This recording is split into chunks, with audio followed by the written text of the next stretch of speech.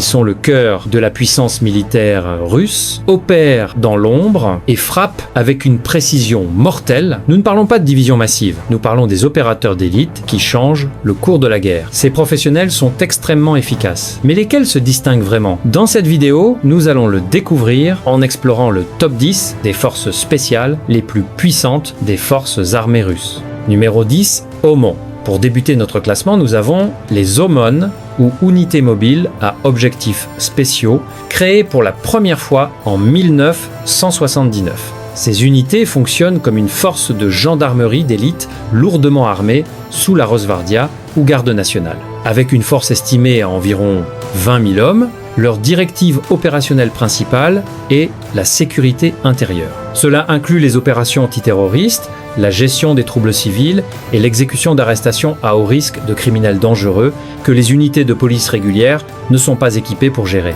Les opérateurs OMON sont souvent déployés en équipement tactique complet, utilisant des véhicules spécialisés de contrôle des foules, des transports de troupes blindées à haute puissance et un large éventail d'armes légères.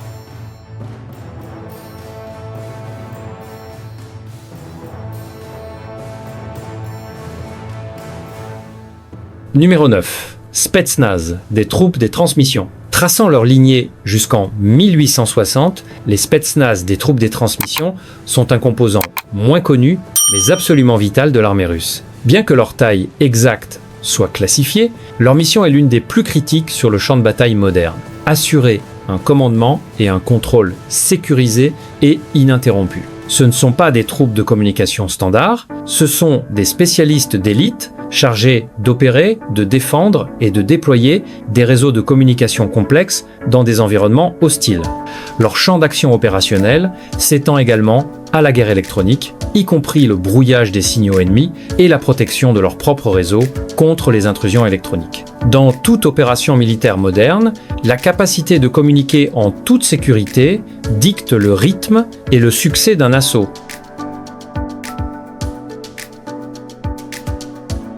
Numéro 8. Infanterie navale. Au 8e rang, nous avons la redoutable infanterie navale, les marines de la marine russe.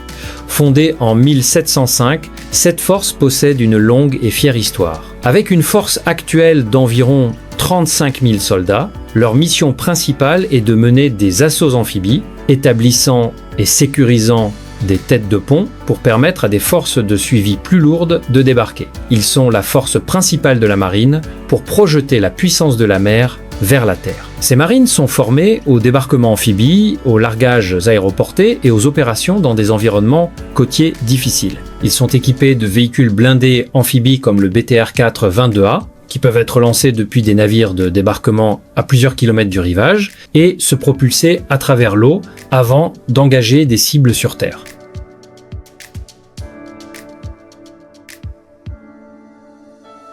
Numéro 7.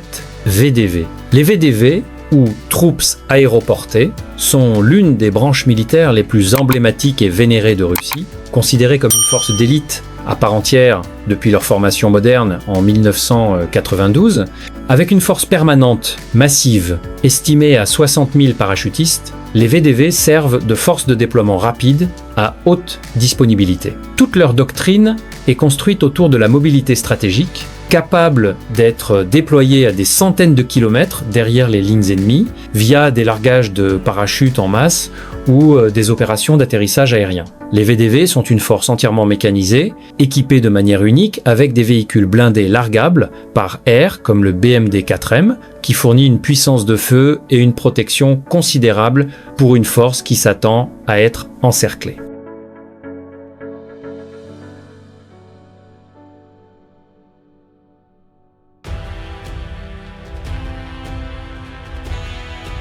Numéro 6. Spetsnaz du GRU. En entrant dans le monde vraiment obscur des opérations spéciales, nous avons les Spetsnaz du GRU, fondés en 1949. Ce sont les forces spéciales d'élite opérant sous la direction principale du renseignement du ministère de la Défense. Avec une force estimée à environ 25 000 hommes, leurs opérations sont classifiées et hautement sensibles. Leur mandat inclut la reconnaissance spéciale au niveau stratégique et opérationnel, l'action directe et le sabotage en profondeur dans le territoire ennemi. Ce sont les opérateurs envoyés pour recueillir des renseignements critiques sur les centres de commandement ennemis, perturber les lignes d'approvisionnement ou neutraliser des cibles de grande valeur bien avant qu'une guerre conventionnelle ne commence. Leur formation est légendairement dure, couvrant la linguistique, la guerre non conventionnelle et la survie dans n'importe quel environnement.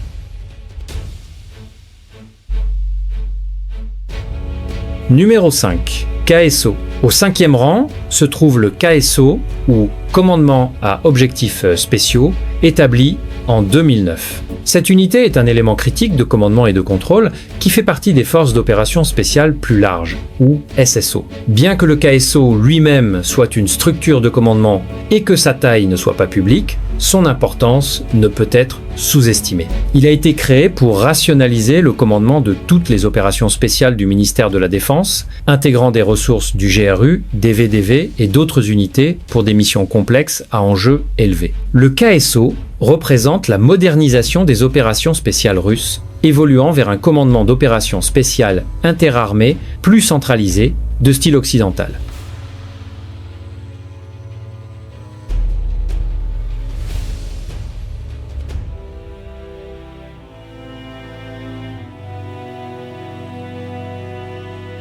Numéro 4. SOBR. Similaire aux OMON mais avec une mission distincte, nous avons les SOBR, les unités spéciales d'intervention rapide, fondées en 1992, également sous la Rosvardia. Ce sont des unités plus petites et plus spécialisées, avec environ 6000 opérateurs estimés, alors que les OMON gèrent l'ordre public à grande échelle. Les unités SOBR sont des unités tactiques de police d'élite conçues pour des opérations chirurgicales. Leur rôle principal est de lutter contre le crime organisé, d'effectuer des sauvetages d'otages et de neutraliser des groupes criminels lourdement armés et retranchés. Considérez-les comme l'équivalent d'une équipe SWAT à temps plein, mais avec un niveau militaire, de formation et d'équipement. Ils sont appelés pour les situations domestiques les plus dangereuses, où la précision, la rapidité et une force écrasante sont requises dans un espace urbain confiné.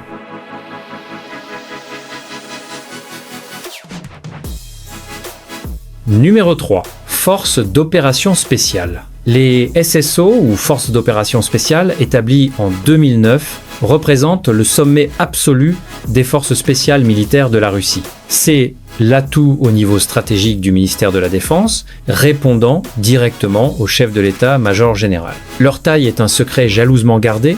Les SSO ont été conçus pour être une force flexible, hautement entraînée et superbement équipée, capable de mener des opérations complexes à l'intérieur comme à l'extérieur de la Russie. Leur ensemble de missions est large, incluant l'action directe, la lutte antiterroriste, la reconnaissance spéciale et la guerre non conventionnelle.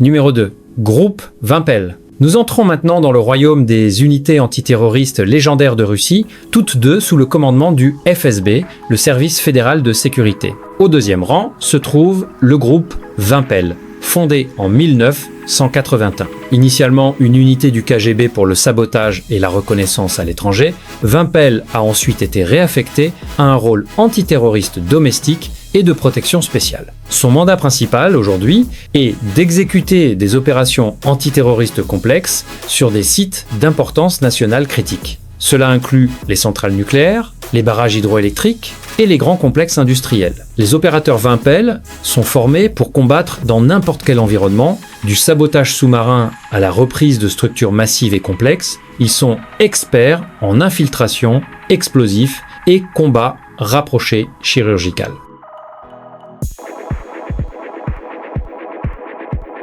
Numéro 1. Groupe Alpha. Et au premier rang, nous avons le légendaire Groupe Alpha ou Spetsgrupa A. Établi en 1974, Alpha est sans doute l'unité antiterroriste la plus célèbre au monde et l'unité sœur de Vympel. Également sous le FSB, la spécialisation d'Alpha et les opérations de sauvetage d'otages à enjeux élevés, en particulier dans les environnements urbains. Leur profil opérationnel inclut l'assaut d'avions, de bus et de bâtiments détournés pour neutraliser les terroristes et sauver des vies civiles. Les opérateurs alpha sont réputés pour leur vitesse incroyable, leur précision et leur volonté de s'engager dans un combat rapproché d'action directe où une seule erreur pourrait être catastrophique. Et voilà les amis, ce sont les 10 forces spéciales les plus puissantes des forces armées russes. Êtes-vous d'accord avec cette liste? Faites-le nous savoir dans les commentaires ci-dessous. Et n'oubliez pas de liker et de vous abonner si vous voulez voir beaucoup plus de classements comme celui-ci.